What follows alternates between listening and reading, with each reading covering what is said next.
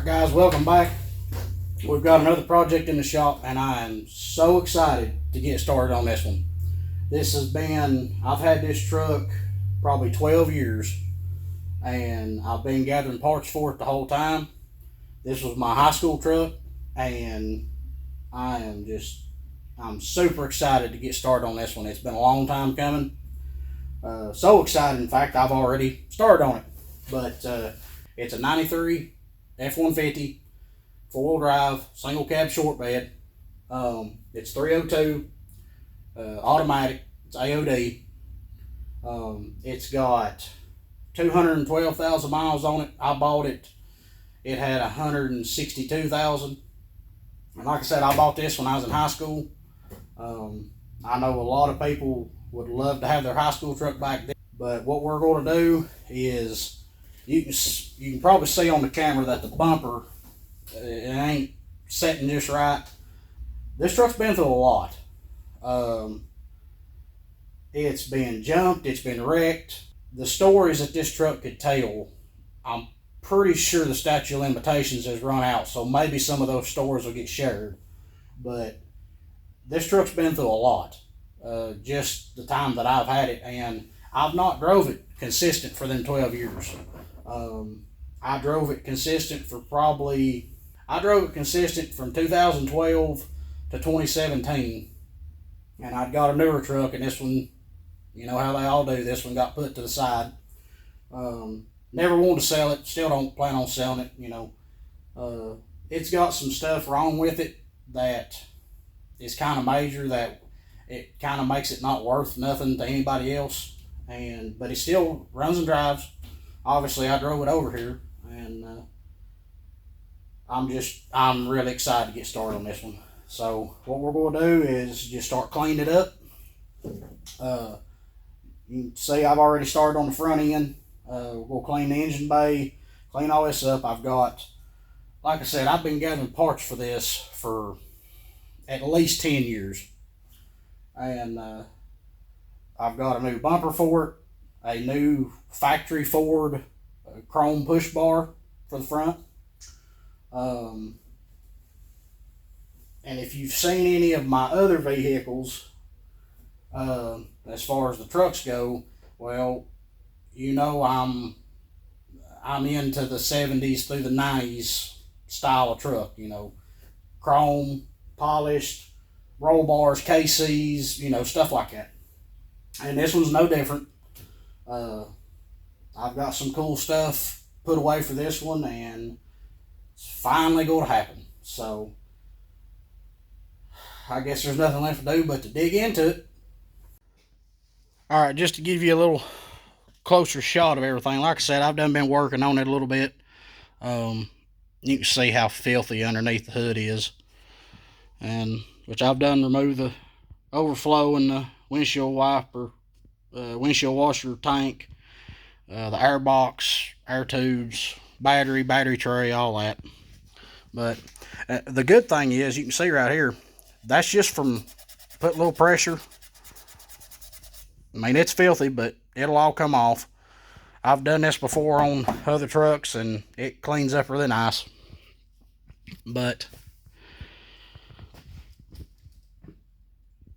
as far as the truck itself, it's got just a little bit of rust back there in the bed where they all start, and but other than that, this truck's solid.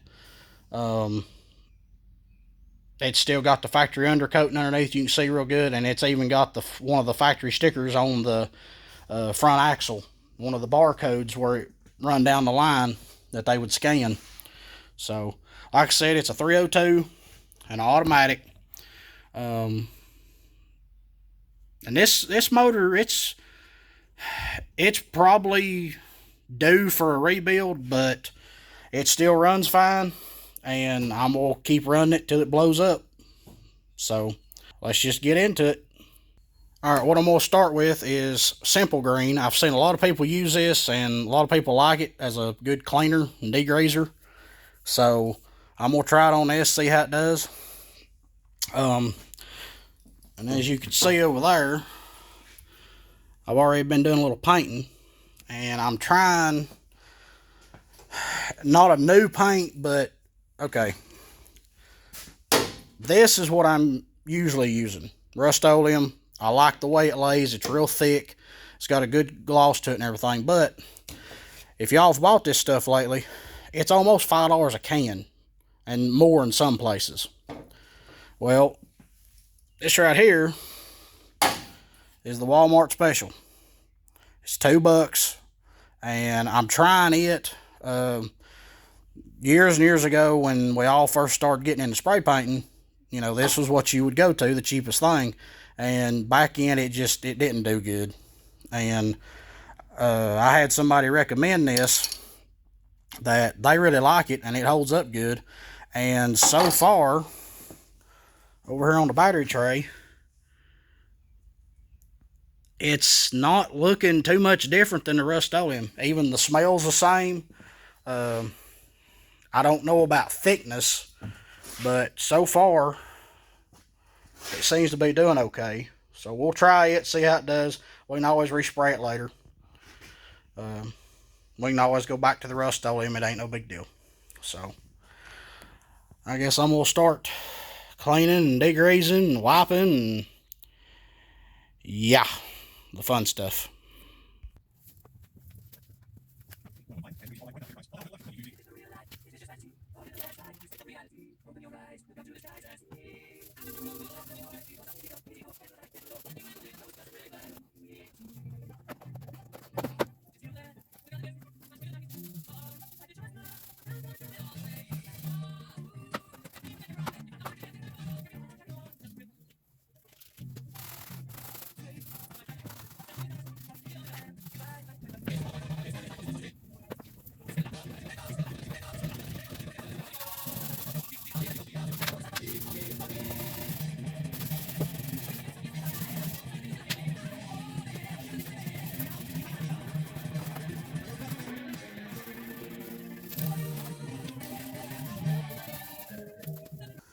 Alright, that's just after one round with the simple green.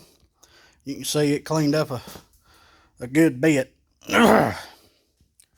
Now, all this stuff back in here, I'm not going to mess with, because for one, this stuff here will get dusty again and get dirty. The last truck I done it to, it didn't take long and it was dirty again. But it's a good practice to come in here every so often and just take all this stuff out, because your coolant overflow, your air box, your battery and tray and everything, it's not that hard to take out. It don't take long, and you can just get in here and wipe everything down and just sort of help keep everything clean. But you know, around your engine and stuff, you know, obviously if it ever comes out, it'll get fully clean, detailed, painted, all that stuff. But might hit a little bit of that back there around the heater box and all that. But you know, just clean it up a little bit. It's nothing major, and it's just good to get all that. The biggest thing was just all that grime. You know, I don't want that, and just to take it off. Now, what you are going to see, there's your air box, there's your coolant overflow, there's your intake tubes, and then there's those little rubber pieces I took out. Now that stuff you will see. So now that stuff will take time and clean everything real good, because that stuff you're really going to see. And then once it's back in here, it'll look a lot cleaner than what it does right now. So let's get after it. All right, it's a new day. We're back on the black truck here. We've got everything cleaned up. Got a fresh battery for it. We're going to start checking the marker lights, turn signals, all that, make sure they work, because you got to put the marker lights and everything back in before you start putting the air box and the battery tray and the battery, all that stuff back in. So let me show you all this stuff. It's cleaned up. You can see that these are scratches and everything. But you can see down in there, it was hard to get down in there, so, which don't see it too awful bad, but that cleaned up pretty nice. And you can see, probably hit that again, but that cleaned up good. The air box cleaned up good.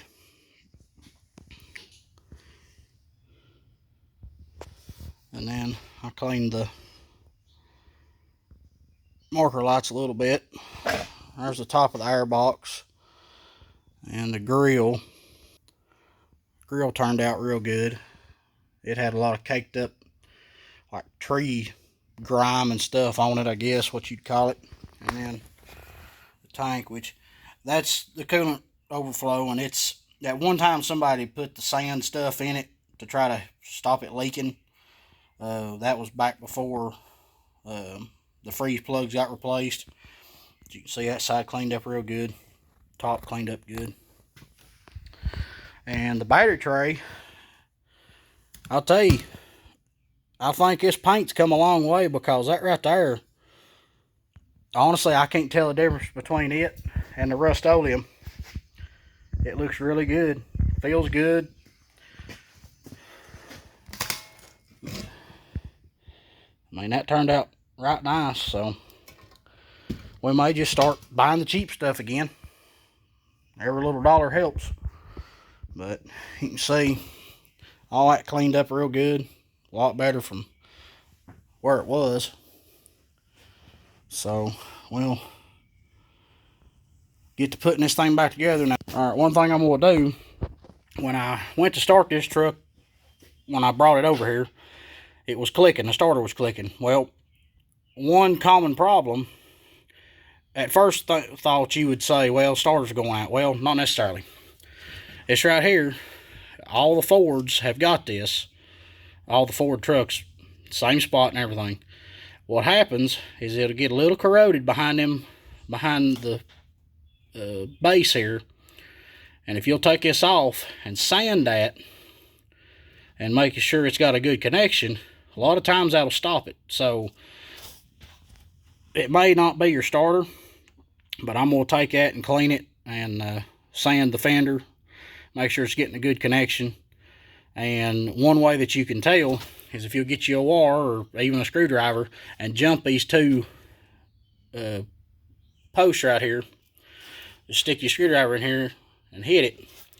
If it turns over and the starter goes like that every time, then you know it's not the starter, it's solenoid. So that's just a quick little way that you can check that. So we're going to start putting this thing back together and move on to the rest of it.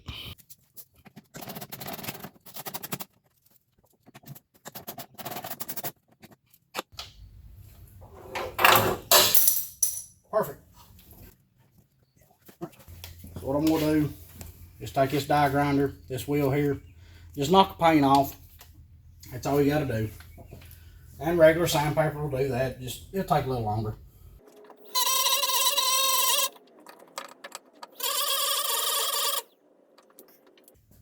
Go ahead and hit the back of it, because this does have a galvanized coating, so you can go ahead and just hit this to make sure it's raw.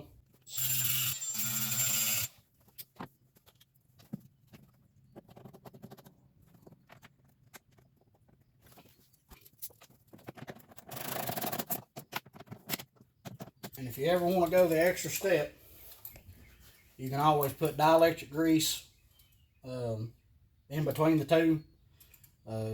Keep it from rust and everything, but I don't think that would be much of a problem. If it is, I'll just sand it back off and put some dielectric grease on it, and we'll go again. And now another thing I'm going to do is replace these ends. This one's really bad. You can see the nuts all chewed up, and it's not in good shape. So we'll replace them with these. I like the brass ones. They seem to hold up a little better.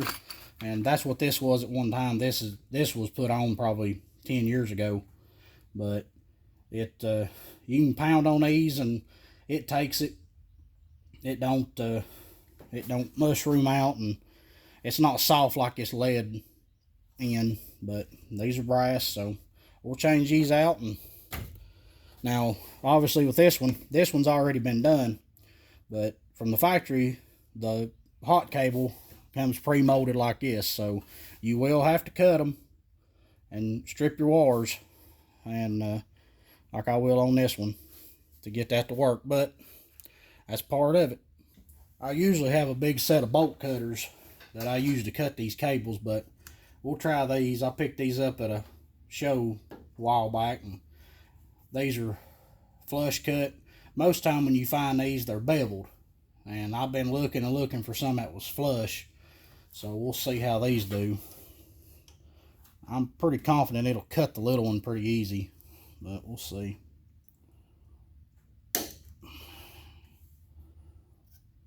Now,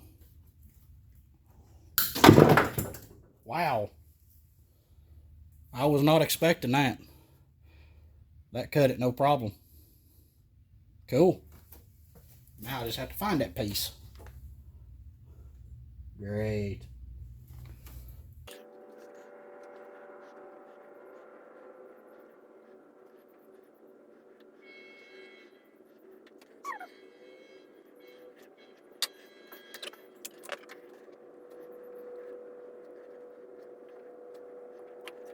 Oh, now right here is another common problem. I don't know if you can see, but this cable is starting to turn green. And these trucks are bad for that. I don't know if it's just, if all battery cables do this over time, but I know the Ford trucks are bad for it. These cables will turn green, and they'll go green all the way to the end. And you'll just have to replace them. But this one's not terribly bad, so we'll go ahead and use it. But eventually it will have to be replaced. And another thing I like about these, the body itself is drilled and tapped for these bolts. The regular lead ones that you'll buy, you've got those nuts on the bottom, and it's more of a pain. So a little bit easier. Now these are a little more expensive by $1 or $2, but I think they're worth it. So pick you up some of them brass ones. And these do take an 11mm. Back your bolts off to the end right there. That should give you enough room. And then you can lay your cable in there. Or cables.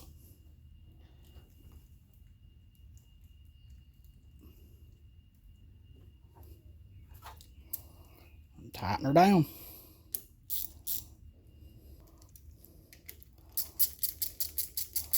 You want to try to go even as you can. And this little cable's trying to slip out to the side. So what I'm going to do is put it on the bottom, and then we'll put that big one on top. Hopefully that'll hold it.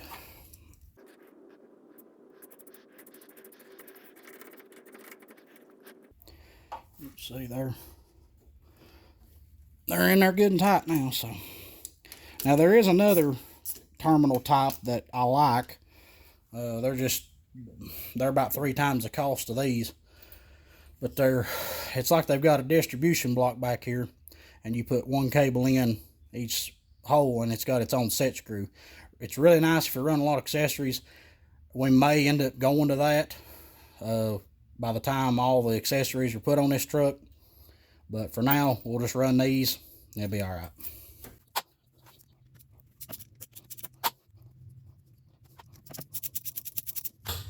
Now, just because I'm replacing this does not mean I'm gonna throw it away.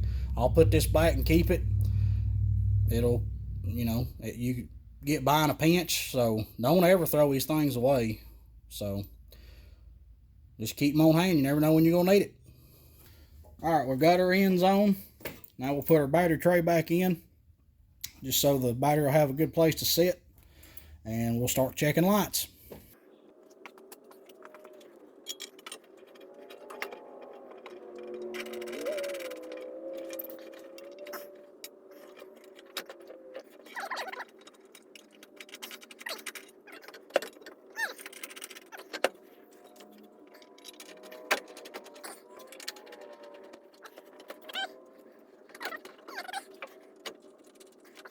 That'll be good enough for right now.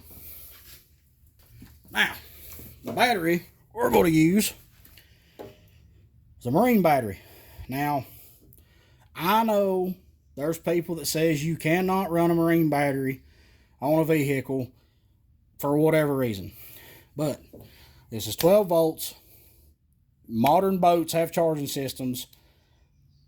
There's no reason that I've found that you cannot run a marine battery on a vehicle.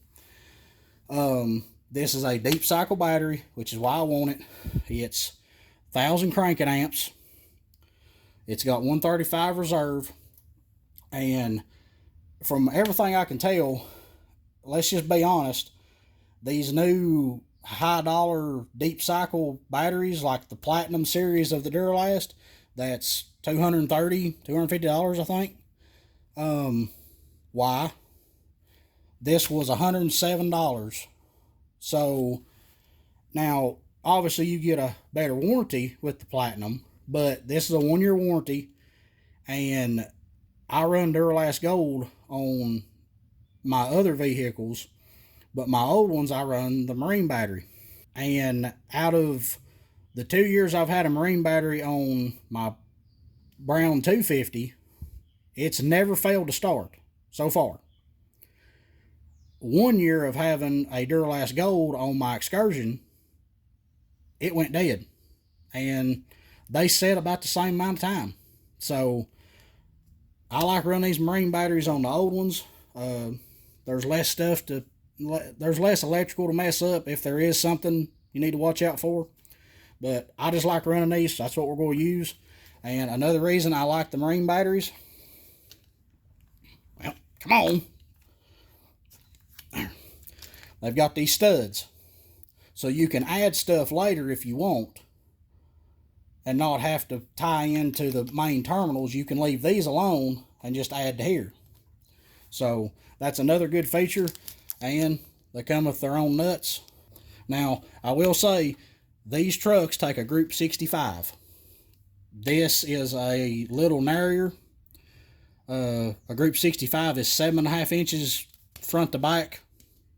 This is 6.5. So your factory hold down will not hit this battery. So you'll have to figure something out with that, or just leave it loose. As long as you don't get too radical, you don't have to really worry about it. So okay.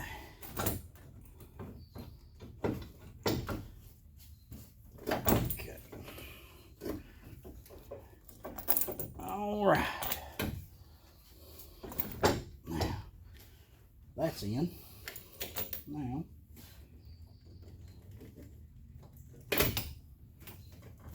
there we go.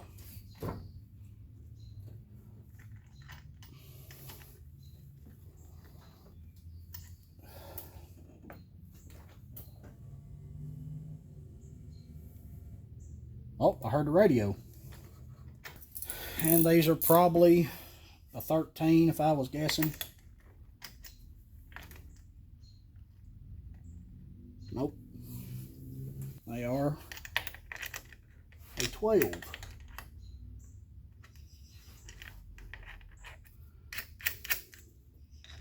So something to keep in mind. And all we're doing is just tightening this up, testing the lights, make sure we don't have none of them out, because this will come back out, because you gotta have the tray out to be able to get the light bezels and all that stuff. So okay. Testing driver's side. Okay, that works. We got the rear going.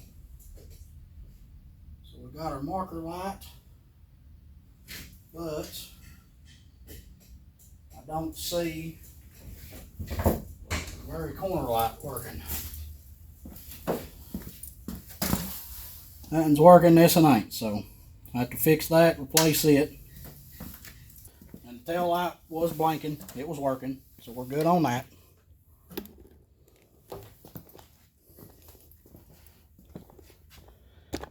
That is working. That one's not. Okay, so we've got to replace that bottom one.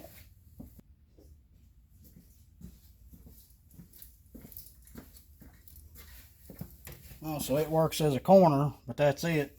Here again, this one's not working, so. Okay. There's our tail light's working. And the headlights still work, so that's good. Well, let's see if the starter's going to click or if we fix that problem with the solenoid. Let's turn the lights off. Well, I can leave them on. Oh, I believe I fixed it.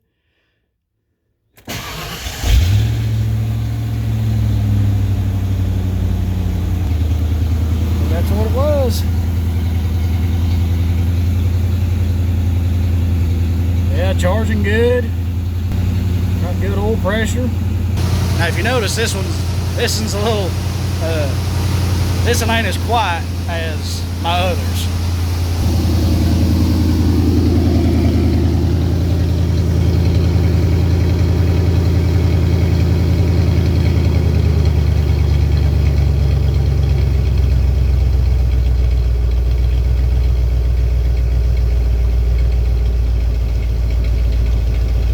Oh, I miss driving this truck. It's so much fun. It's nice to have a quiet one from time to time, but you gotta have one that's loud, got some kind of exhaust on it, you know. Golly, I miss driving this truck. Oh, I can't wait.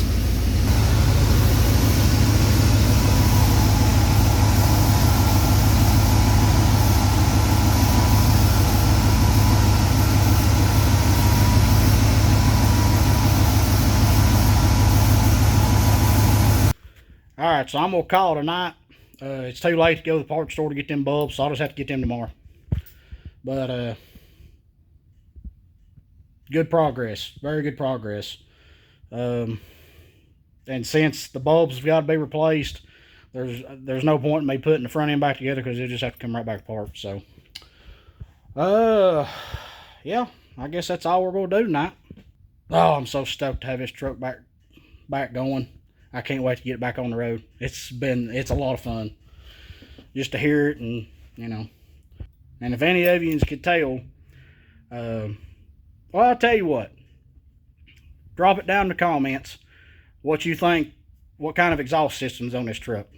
You got to remember, this was my high school truck, so that should give you a pretty good idea. And yeah, drop it in the comments. I want to see what kind of answers y'all have got for type of exhaust system on this. But we'll call it a night, and we'll get back on it on another day. All right, we've got our bulbs switched out. You can see all of them's working. And what I done, I did do something a little different.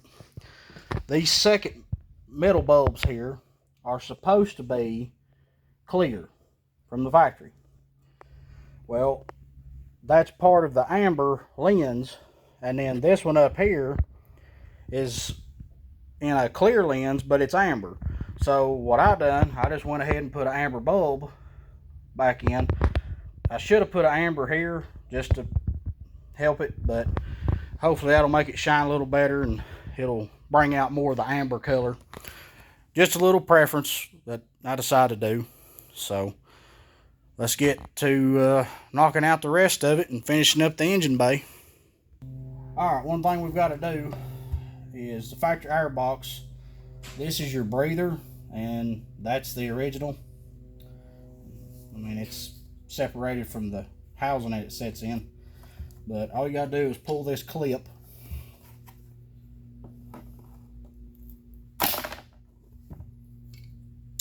And the whole thing comes out. Now, here's the new one, but as you can see, there's a problem. That's not going to fit with the tube that I have in the truck, so I'll have to take this and swap it out, but we can do that later. That's not a big deal to change out, so but we'll get this a little bit cleaned up and just start working on the rest of it.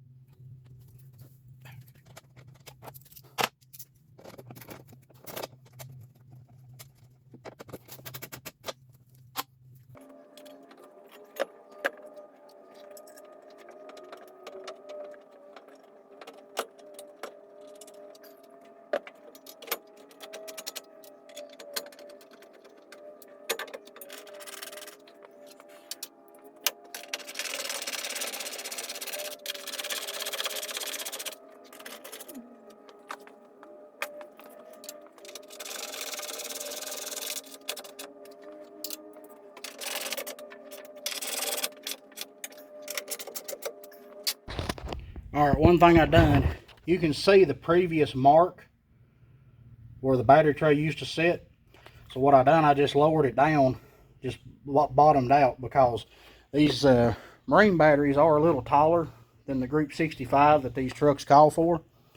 So that'll help keep the posts away from the hood a little better. And where it'll sit lower, it'll essentially add length to your battery cables, so it won't be so hard to get them on and off. But just a little trick for you.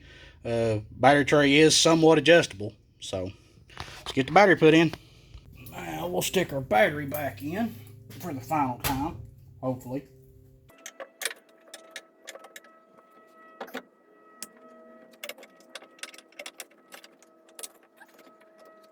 Now remember what I said about the hold down. It's the battery's narrower than the Group 65, but we're going to try it and see if it'll hold it somewhat. And it don't. It likes a little bit, so I'll either put something in there to take up the slack, or maybe even make a new hold down. I'm going to put it back in just so it's there and I don't lose it. Alright, now put our battery back on, hook it back up, and we'll see what the new bulbs and lights look like. Now they do make some special pliers just to spread these apart, but I don't have any right now, so I'm just going to use these for right now.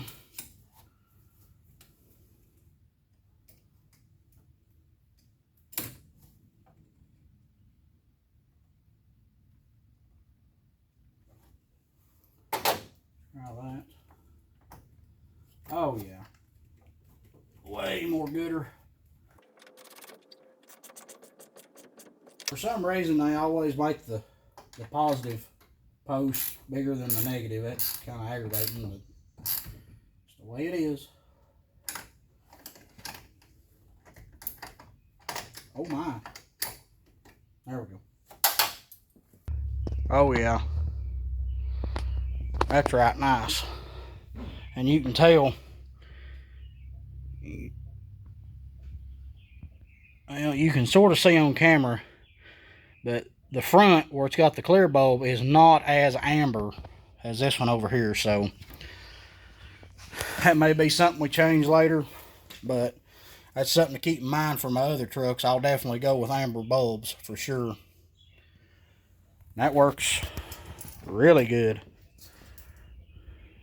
Alright, I'm putting the air box back together, and I'll tell you, go by Harbor Freight, pick you up one of these kits, because those push pins that go here, well, mine was been gone a long time ago, but go by and pick you up one of these kits, because they are handy to have. Now I'll just have to find the right size and put them in. I believe that'll do it.